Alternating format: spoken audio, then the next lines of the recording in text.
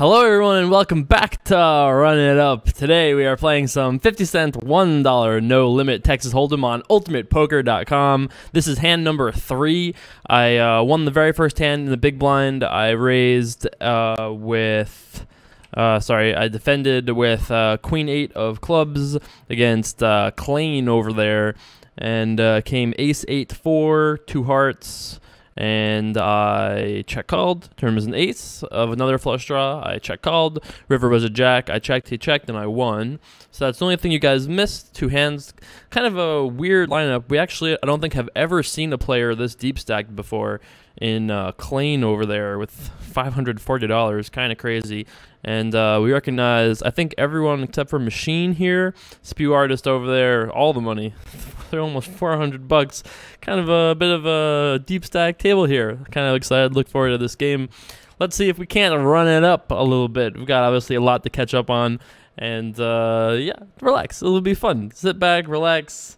Take your, it depends, I guess, when you're watching this. You can either take your orange juice or whatever your favorite intoxicant is if you're late at night. Whatever. Relax. Hang out. If you're under the age of wherever you are that is legal, then, you can have some Kool-Aid or Hawaiian Punch. Enjoy that. Or some water. Always great. And, yeah, we'll relax. It'll be fun. I'm looking forward to this episode, actually. So let's catch up a little bit. First thing we should catch up on is our Run It Up current bankroll, which is quite brutalized from Turbo Week. I feel like we played pretty well all in all in Turbo Week. I didn't win. We ran slightly bad, I think. We didn't win too many all-ins, and I was still playing too big, I think. I should have tried to play like 25 cent, 50 cent instead of 50 cent a dollar. And so I played mostly 50 cent a dollar and kind of got whamboozled, in the words of Norman Chad. And so, I didn't play as much as I thought that I might have a chance to, but I played a decent amount. And I think we're probably going to do like turbo days and stuff like that in the future, because I really did enjoy that. I actually have a bunch of really cool things I've got in plan for the next month. Before we talk more about Run It Up and stuff, I kind of want to talk about something else that has been on my mind. That's right. What's on your mind, Jay Carver? Did you guys like that? I was like, oh, okay, yeah, we'll do a thing. I talked a little bit about it on stream the other day, and if you don't already follow me on Twitch, you can go over there and do that, twitch.tv/jcarpoker. I'm going to be streaming more, not necessarily in a way that will take away from YouTube. I have actually things to say about that as well. Hopefully I recall. I'm even going to write that down, actually, so I don't forget about that. Talk about Twitch. So I thought that was like a free dollar. I was like, all right, free dollar. Can't say no. Little mini claw there. 3-handed claw. Little velociraptor claw there. How'd you guys like that? My little niddly claw. That's right. That's right. Cougar form Jay Carver. Let's move the little camera a little bit. So yeah, let's talk about what's been going on. So in the last month, there have been a couple of things. I would even go so far as to say that there have been several things that I have said yes to that I should never have said yes to. And the culmination of these things has resulted in a increase in stress for a not reasonable gain for me. So I think it impacted me in terms of like my general like patience levels, my enthusiasm levels, and I don't know. I just wasn't really feeling very like I was feeling kind of frustrated, and I didn't quite reach like burnout status, but like I've always tried to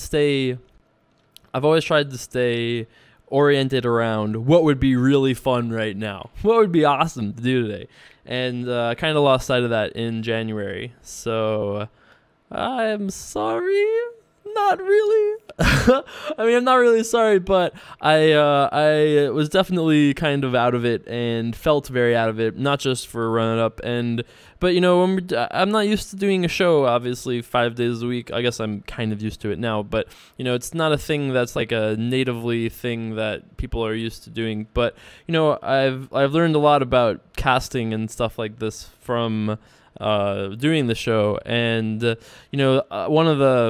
doing a show like this, there'll be a lot of ups and downs in terms of like, especially for somebody like me who's already very relatively emotionally swingy, not when it comes to money or gambling, but everything else. Everything else though, yes. So I don't know, I really wasn't feeling great. I don't know. I don't really have, it was like a combination of different things that I was like mad at myself for saying yes to, and just a bunch of like projects I really wasn't enthusiastic about, and I gave up some of my beloved free time to causes that I should not have. And yeah, I don't know. I just kind of lost sight of the purpose of living, at least how far as I can see it. So the good news is I've fixed that. I think I had one of those days on Saturday where I was like, I had plans to do. Okay, I didn't really have plans. Let's be real. I want to start off with a lie, but I had plans to relax. That's true, and I just was like really mopey, and I just took the day as like my day to get my head on straight. And thankfully, by the end of the day, my head was as straight as it was going to ever be. And yeah, so I feel substantially better now. And I don't know. The good news is, as far as our relationship is concerned here, I feel very good about Run It Up. It's the other things that have stressed me out and have made me feel less good about Run It Up, purely by the fact that the rest of my time had become kind of not what I was wanting it to be. So I know that was like relatively vague, but it's a good place to be, generally speaking, I think. But yeah, so moral of the story is everything is awesome, and I'm excited for the next month again of stuff. My enthusiasm is back. I'm excited for Running Up stuff. I have some super cool things in store for February. Not least of which, of course, is the upcoming next week of events. I'm going to head to Jersey tomorrow. Actually, by the time you guys watch this video, I'll probably already be there or on my way there, something like that. But yeah, so I'm headed to Jersey. That's right. So if you're living in New Jersey, that's right. The leprechaun's coming to town. That's right. I'm bringing my drill. I'm bringing the cage. Let's see if you'll be all the rage. I had nothing to say there. I walked myself right off the plank. I was like, where am I going to escape to here? I have no quick rhyme that fits this. I was like, rage? Maybe? You know. So yeah, that worked out all right, I guess. And I'm excited for this upcoming week. There'll be some really cool things. I was sent a list of things that we're doing, but I didn't get confirmation if I could tell you guys that yet. But there'll be events in northern Jersey at bars and stuff throughout this end of this week. And next Tuesday, that's right, next Tuesday, I don't want to get the date wrong. The 4th of February will be our Long Island Day. That's right. I'm paying for some drinks, kids. All right, not kids. I'm paying for some drinks, boys and others. I'm paying for some drinks if you guys want to hang out. I'm doing that at I guess more details to be forthcoming. But yeah, I'm doing it right near home sweet home for me. So I'm looking forward to doing that. Hang out with some of my Long Island friends. So don't make plans next Tuesday night if you're in or will go to Suffolk County, northern Suffolk County. We'll be in, I actually don't know what town that place is in. That I think we actually confirmed that too. So maybe I actually can announce it. We're doing a thing at Mario's in East Setauket, I think. So if you're in Long Island, I know like 98% of you have no idea what I'm talking about, but the 2% of you that wants to come hang out, I'm basically gonna pay for drinks. You guys can pay for food and everything. I'll pay for like a round of drinks. I think a very first drink you can run up the tab. That's how I'm imagining this. And so yeah, we'll hang out. No official sort of thing going on because we're not, obviously, Ultimate Poker is not in New York, so it's just a pure run it up, hang out sort of thing. If you guys want to relax, we'll just kind of all hang out. Bring some, we got ourselves like a little room, a bar. We'll hang out, talk. It'll be fun. Spend a couple hours together. Get to know each other a little bit. You know, how fun does that sound?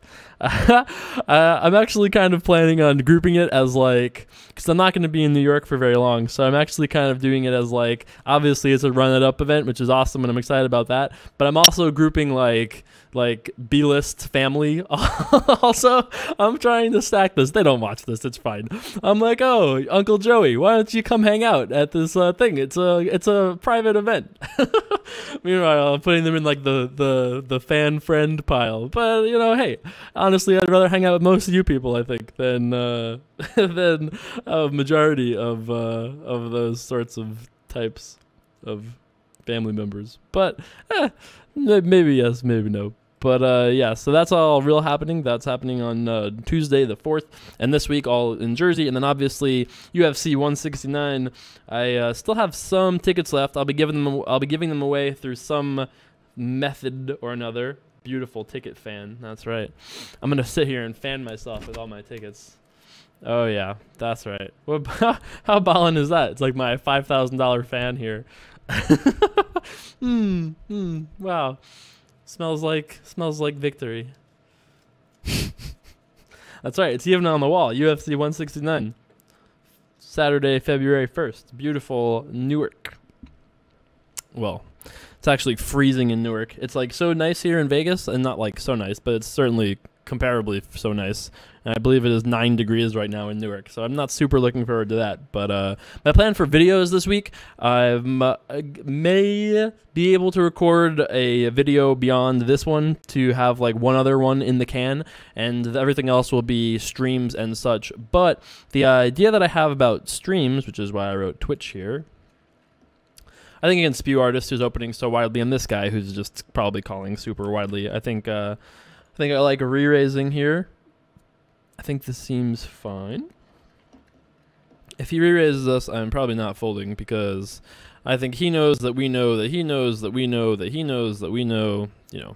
So my plan is to shove here. Like, I'm not even like thinking to do anything else. I mean, he's gonna have enough hands that King Queen just runs okay against, and he's gonna fold here often enough as well. You know, there's just no way we can do anything else besides shove. He can also put more pressure on us because he knows we're playing kind of like short stacked. We're kind of short bankrolled, all of those things. So yeah, never was doubt in my mind. Never was doubt in my mind. Spew Artist, you know, the guy's name is Spew Artist. What am I supposed to do? Fold? Get out of here. Get out of here with your nitty ways. Go make me a sweater, you nit. That was awful, Jay Carver. Shut the fuck up. Wow. Really rude. You curse like that to your mother? Get out of here. You guys like my power drill? I just realized I thought this drill was awesome. The one that was sent by a super fan. That's right.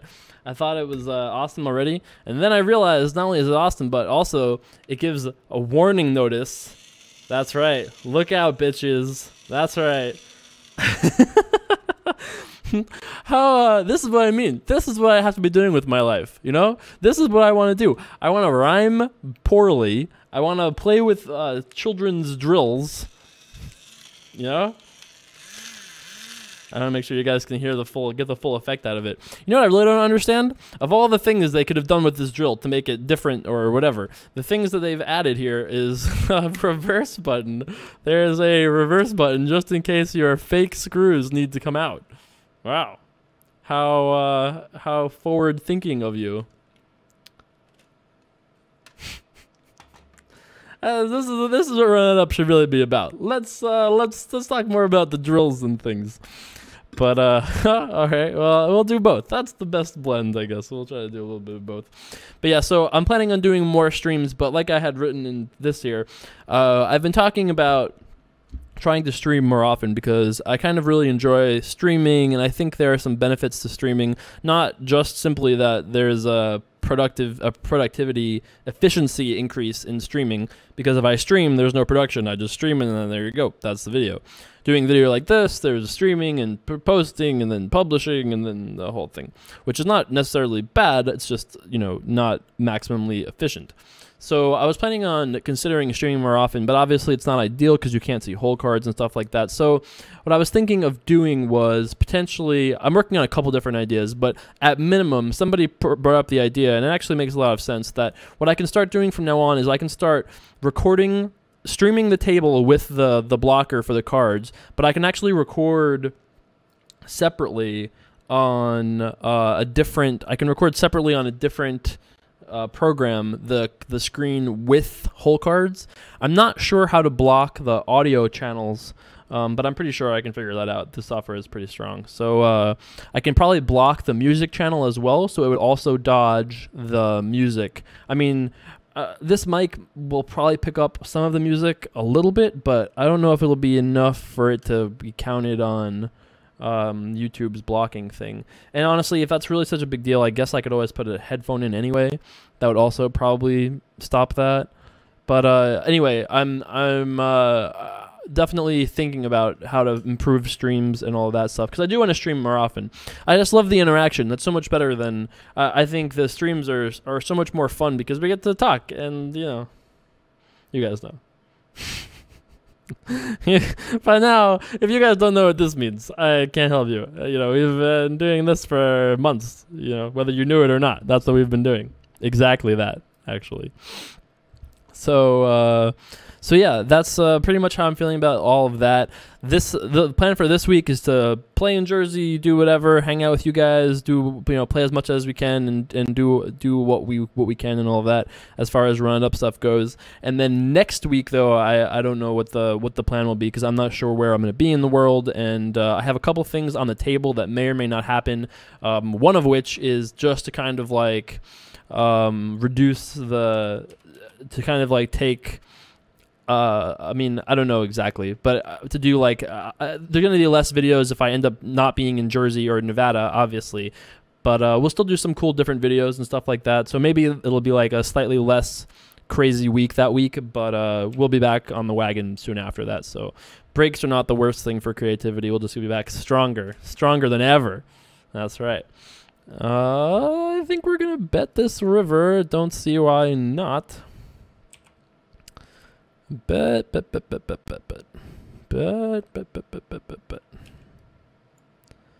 18? I'm trying to bet a lot because I think he'll call a lot. That's unfortunate. But yeah, I like how he played the hand. I mean, I think we played it totally fine. I'm actually not sure what he does if he doesn't make two pair, but if he has like queen 5, does he call? I don't know. Very tough to say. Very tough to say if he'll still call for 18 with a 5. I mean, it's impossible to know, but my inclination was that he would at least consider it. And I felt pretty strongly that we were going to have the best hand there pretty often. He has to have, like, kind of weird hands to have us really beat there. And, I think that of all the times we bet that river, right? So we bet that river 100 times in that scenario, and I think we win there, what is it, 80% of the time? 78% of the time, something like that. I mean, oops. Oh. Didn't even impact your screen, huh? That's weird. I accidentally resized the table to be like twice as big as it was, and it barely impacted you guys on your side. So yeah, so I'm not sure exactly what the plan is, but there might be some different sorts of things, and I don't know. Before Run It Up happened, I never planned anything. Like, I was always a very, very last minute type of person, so I still kind of am. But I'm looking forward to probably spending a little bit of time off the grid while I'm on the East Coast. There are some people I kind of want to visit. I would like to get near to the water, even though it's freezing. I kind of miss Long Island. I miss water. I don't know what to tell you, besides the water that, you're in Nevada. I'm just saying. It's very, I don't know. I'm looking forward to being on the East Coast for some reason. I really can't even figure out really why that is, because I'm looking forward to seeing some people, yeah, but that's really not it. I don't think that's it. I'm looking forward to it, but it is what it is. And yeah, I just don't really know. I guess we'll see. Let's see if we can't run it up, though. I feel like we've had enough of this little MySpace video blog type of thing. I feel like we've been trying to run it up. We got to pass the time somehow between things. 2, 3. I think we should make it 3. He did defend Jack 5 to a min raise, which isn't necessarily significant in any way. He might defend to a $3 raise, and I'm fine with him calling. Call it with Jack 5. It's fine. It's actually correct for him to do so, in my opinion. not going to fold here. I think our hand is just too good to fold. Obviously, I'm not loving it, but, you know, ace-9 suited. What are we supposed to do? Fold? I don't think so. Get out of here, nit. Okay. Not the best flop, but might be able to win. It's a possibility. If he bets, I'm probably going to fold right here, though. I mean, obviously, it's kind of flop that we think is going to bet a lot. Ace-high could be the best hand, but we don't really have enough of a history, I think, to really do much about it, and this is not really a great board to fight on.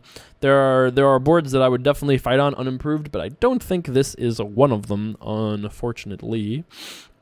You know, could we have folded preflop? Yeah, sure. You can definitely fold preflop in that spot if you believe your opponent is incapable of re-raising you with hands that are worse than ace-9, because that's the thing that you should do in that case, you know? So, like, if your opponent definitely has, like, ace-queen, ace-king, or 10s or better, then why would you call with ace-9 suited? That's kind of crazy. Unless they're going to be the type that will stack off all the time, in which case, then call away, because if you flop a flush or 3 of a kind or 2 pair or whatever, then they're going to just give you all the money all the time. Then, you know, if they're like super unable to fold their hand, then it becomes okay to try to take a swing at it. But I think folding generally there is probably slightly bad. Ace-9 suited, you know how many hands we're raising in that spot and then folding. You know, am I raising, you know, Jack-6 suited, things like that. If I'm folding ace-9 suited, his re-raise is super profitable, super profitable. Got to take a stand sometime, boys. Sometime, sooner or later. So yeah, there's that. I'm planning on doing another Run Up Apprentice episode sometime this week. Actually, that's something that I can do from anywhere in the East Coast. So if you guys want to see your, I think I'll even do one off Ultimate Poker this week, maybe, if Uncle Lorenzo will let me do that and not get too mad at me.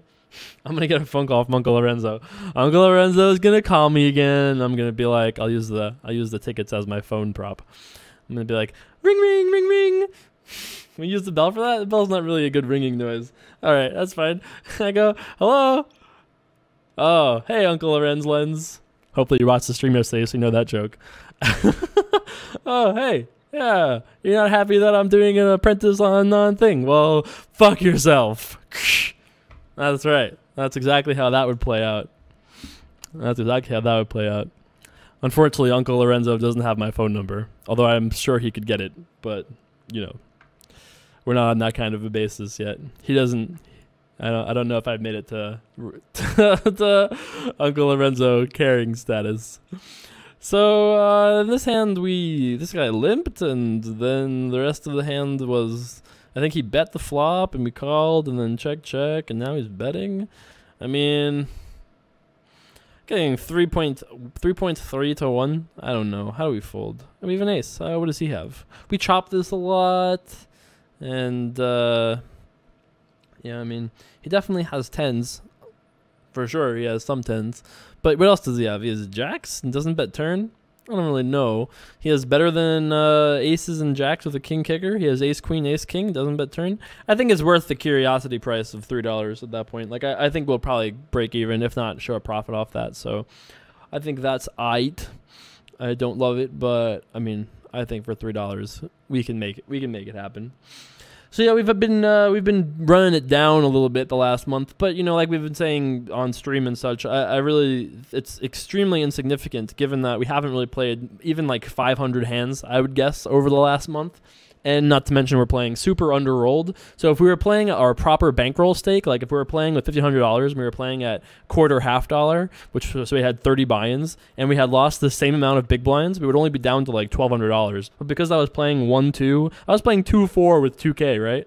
So because we were trying to run it up and just kind of like heater it up, we have left ourselves susceptible to negative variance. But it's fine. We're also susceptible to positive variance. We just have to make it to that point and then heater it up. That's it. So that's the plan. I guess. I mean, this is not the kind of hand that I usually like love to attack with in this spot, especially against a guy who is. I mean, I guess, I don't know. I guess it would be okay. I mean, I'd play the hand if it was like king 10, king 9, king 7 suited. Like, I think it's like if the bar is here, I think the hand is like just barely under the bar here. But and I also wouldn't play for a call. I'd play for a raise if I was going to raise. So yeah, like I was saying, if you do want to try to be the next run-up apprentice, you can send me a raw hand history file. If you're not in New Jersey or Nevada, you can send me a raw hand history file to dearjcarver@gmail.com. I prefer tournaments, but cash is cool too. And you can send me a raw hand history file, and I'll look at it and maybe do it on camera, and it would be a sweet thing. If you want to do that, you can email me if you like, or you can also, if you're in Nevada, yes, if you're in Nevada or Nevada, I don't know where I was going with that, but if you're in New Jersey or Nevada, you can email me a video of yourself playing on Ultimate Poker, and I can review that as well. So I put up instructions as to how to do that.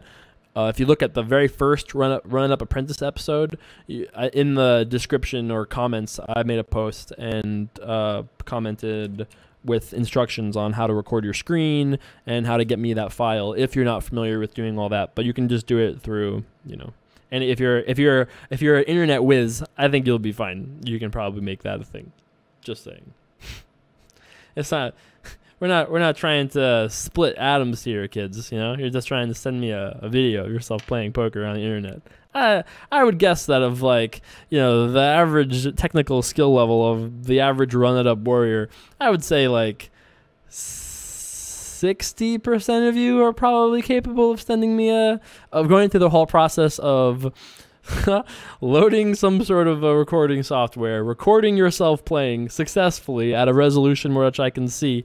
I don't know about that. Maybe a decent or at least a visible resolution, and then getting me that file.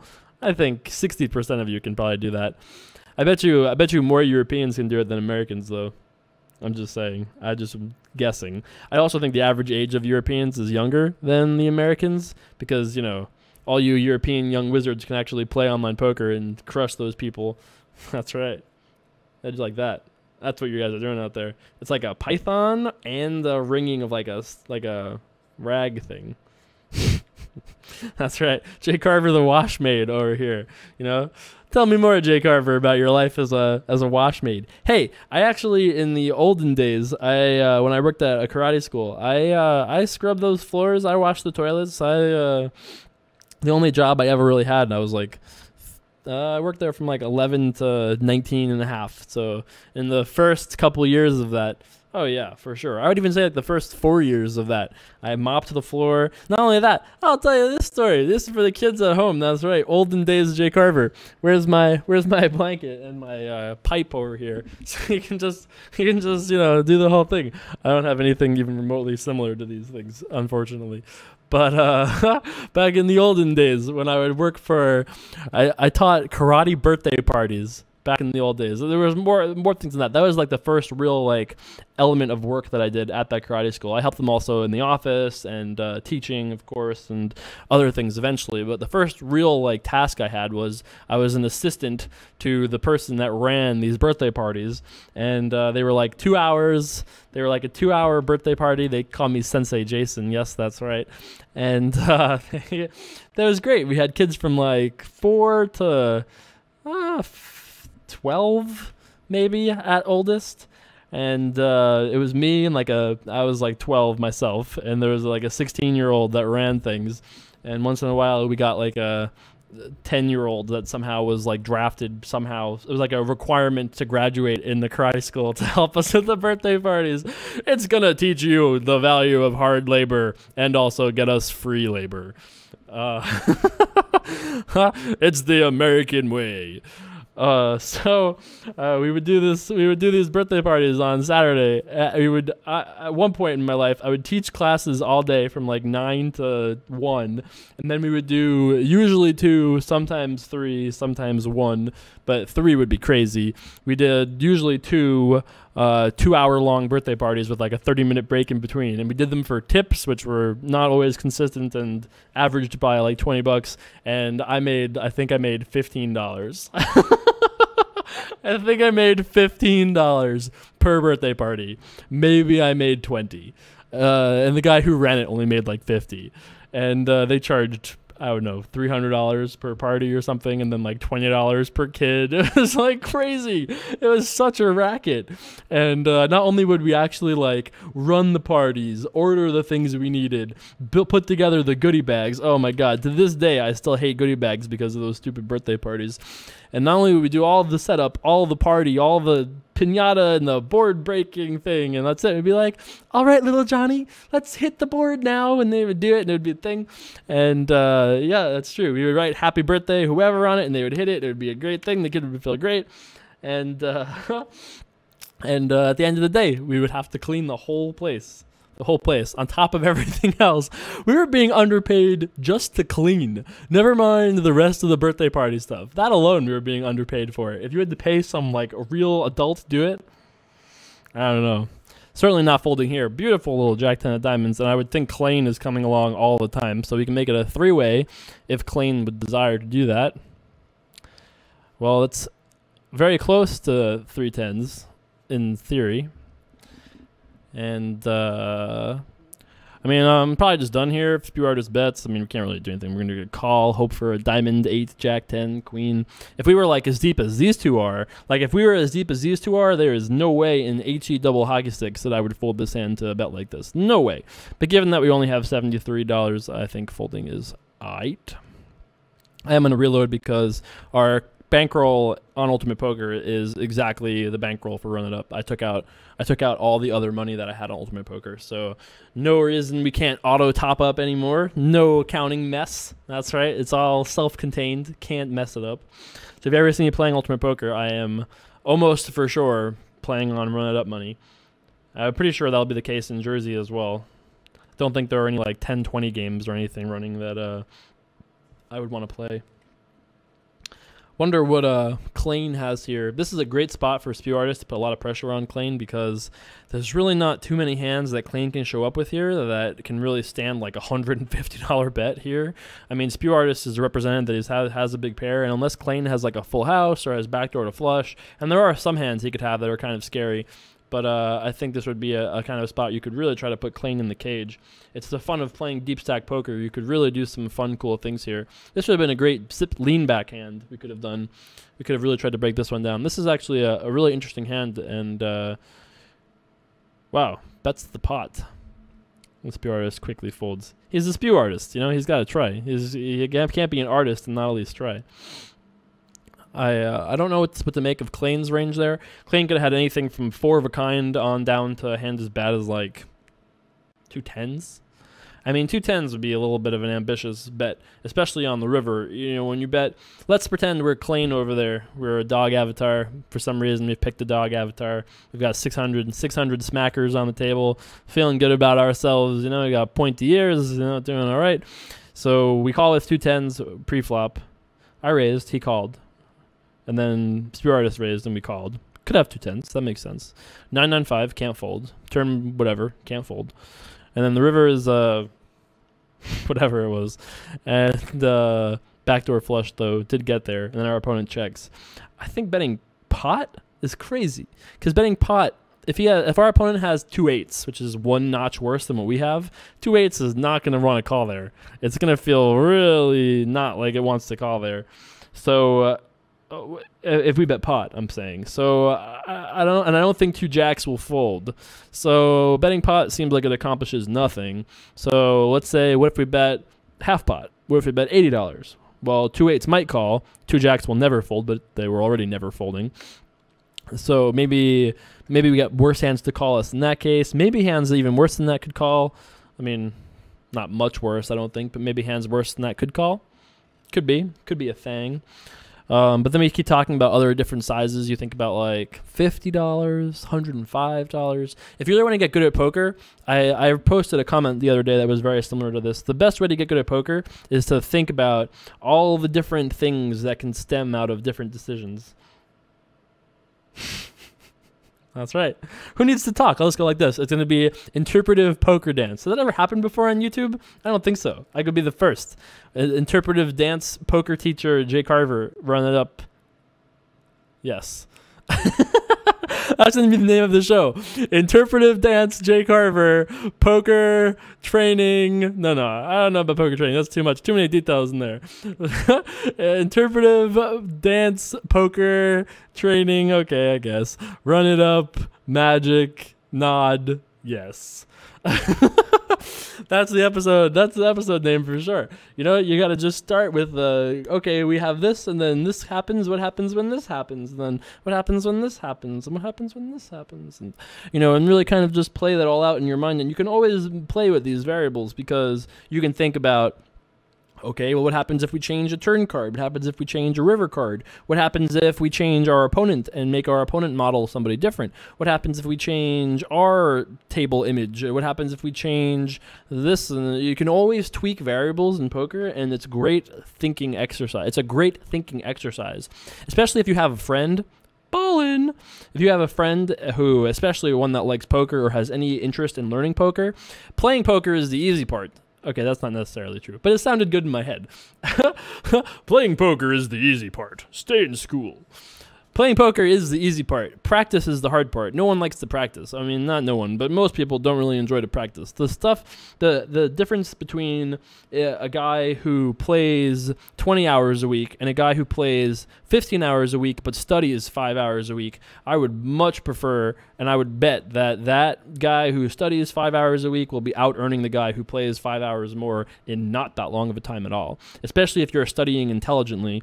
Even if you're by yourself and you're just you're just living in Alberta, you know, that's right, Canadian friends, you know, you're living in Alberta, doing your thing, and you're living in Alberta, doing your thing, living your life. You're just a happy Albertan prince, and you don't have any poker friends, which is sad. And the internet, I just guess you just don't want to make friends on the internet, which is weird, but all right. You know, you can still kind of sit there and just kind of like mathematically work out, like, okay, so in this spot, even this hand, which is extremely boring, he limped, we limped. You know, okay, what happens if we make it 4 here with our exact hand? We have 2 4s. Freeze that scenario. Button limps. This particular button, who's like a loose passive button, he limps. We have 2 4s in the small blind. What happens if we make it $4? What happens if we make it $8? What happens if we just call? What happens if we... And that's a very limited tree. I was going to say sapling. It's a very limited path to branch out on, is the point I'm trying to say here. There's really not too many scenarios that can unfold from that, because he has to call, and then there has to be a flop, and there's too many scenarios that develop from that point on. But let's say we look at spots like this is another good example. So spew artist raises to 3. What happens if we make it 8 here? What about 10? What about 9? What about 12? What about calling? And then the same thing, we talk about flops, and you can talk about that in every single way. You should always try to be constantly reevaluating and evaluating your decisions and what alternate decisions would bring you to. That's the only way you're going to really kind of stumble upon potentially the best decision, because there is no standard decision that is always going to be best, because maybe in this game no one will raise on this flop, so the best bet was $10 instead of $6 or whatever. So the people who are always able to adjust to the game as it is being played in front of us are the ones that are going to make the most money, even if they're not as like technically standard as the next person. That's why Phil Ivey is so good, in my opinion. So we call the pre-flop, bet on the flop. Could arguably check this back as well. I think that's actually kind of a reasonable play to make here. I actually kind of think I wish I had preferred to check this back, but I thought there would be a chance he would fold a pair. I don't think he's folding an ace. Yeah, as soon as I bet, I kind of regretted it. I mean, I honestly don't think there are too many hands that makes a ton of sense here. But we're going to just fold anyway. He never has a flush draw, so, and he's never bluffing either. Like, there's no way he's like calling out of the small blind to then check raise here with like 10-9 or whatever.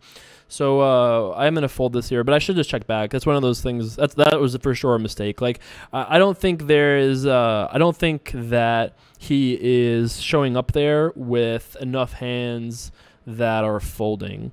Right, like I think if he has an ace, he's not folding. He's not usually raising, which is why I think he probably had 2 pair or like some sort of like powerful combo draw. But I should just check back. Not only should I have checked back because of the fact that I don't think he's folding too much, but we're also going to have so many hands that don't really want to bet twice. Like, if you look at all the hands, this is a good example. If you look at all the hands we show up with in that spot, right? We have pairs, we have flush draws, we have good pairs, we have bad pairs, you know, blah, blah, blah. We have straight draws sometimes on flop, very rarely, 3-4, 3-5, 5-4. You know, we have a variety of hands there generally, and I think that a lot of them want to check back. And it really sucks if we bet and make a mistake and fold, although I don't think we make a mistake too often. We do make a mistake sometimes, and we get shut out of our equity sometimes in spots like that, where we for sure are owed some percentage of the pot, and instead of winning that, we just lose it all, which kind of sucks. So as soon as I made that turn bet, I didn't like it. I should have checked back. There are just too many hands that want to check back, and it's also just kind of like a good spot to do it. You know, we check back, and then the river is a spade, and he could very clearly try to bluff at that, or it's just like a good thing to do there once in a while to check back. Like, I think that was just a mistake by my part. In this spot, he limped, we raised, which with what is almost for sure the best hand, and he called. And then on this flop here, I thought about checking back, but I think that we're going to show our profit with just a bet here. And if we check back on this flop, our hand looks like kind of like a weakish ace, or a hand that isn't too strong or too happy about it. And spoiler alert, that's what we have. So I thought that we would probably have the best chance of winning that hand right there on the flop. And against a guy like that who might just fold a hand that's either maybe a slightly better ace than us, could fold a hand like king queen or something that's just going to only continue if it improves. You know, it would be a real shame if we checked back and he had, like, you know, 10-4 suited and just turned a pair. Was there a 10 or a 4 on the board? 9-8-3, 9-8-4, whatever the non-pair one is. So if he had just turned it, that would have been unfortunate for us. Unfortunate beans. That's right. Not sad beans. Unfortunate beans. The worst kind.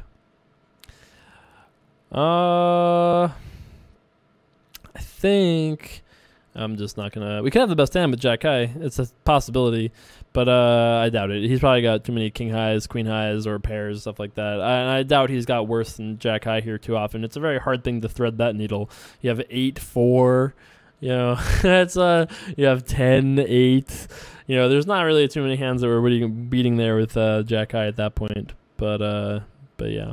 So I think of all the hands we played of significance in this match, we played the king queen of spades hand the worst for sure. There's not too many hands that I really look at and I think that was bad. And again, like the expected value difference of betting the turn versus checking the turn is not significant. Like, it's not like we set you know, even whatever we bet on fire. You know, what did we bet? $15. That $15 might even have like a return of like a positive return on investment, right? It's possible that $15 actually does okay. It actually works out, you know, and breaks us even or very near to it. But I think checking back has just got a higher value to it. And then the other hands we played that king queen hand much earlier, and we managed to win that at least against Spew Artist. And I don't think there were too many other hands. We took a couple shots with the Jack-10 suited, which didn't work out, but I think that was fine. I think we played pretty well, all in all. This is still obviously like we're super under bankrolled for this, in case that wasn't obvious. You know, we're still super under-rolled for this, but it's fine. You know, we're playing one table, and we do have 11 or 12 buy-ins or whatever. So, hey, how bad could it be? Oh, that's a pretty good flop for us. Hey, we managed to connect, or at least get close to connecting. Gonna start with the bet, and obviously we are not going nowheres. $4. All right, ballin'. I think that's it for me. This video has gone on for a pretty long time, and I might have to record another one. So I could actually stop this video and then join back in and do this again. We could go for 2, but honestly, this game doesn't seem too good. I mean, you know, Spew Artist is winning. This guy seems like he's doing all right, and this guy obviously doesn't seem like the best, but it doesn't seem like he's really giving it away either. So I think I'm gonna wrap this up for now. Hopefully you guys enjoyed this video. A little something. I think the pace was good. I feel like this was a fun video, despite that we didn't win. I enjoyed it. A lot of different topics. So if you enjoyed today's video, don't forget, let me know in the comments below, and you also let me know on facebook.com/jcarpoker. Lots of cool stuff coming up ahead. Also, not to forget, I actually did forget to say this, but Not to mention that also runitup.com is launching. That's right. All sorts of cool things happening there, including the long-awaited forum that we had been talking about. So that will be happening as well in early February, hoping for the first week of February. Fingers crossed. I have all the cat avatars in their cages working overtime to make sure that's a thing that actually happens. So hopefully you guys enjoyed this video. I will see you guys back for more very soon. Peace.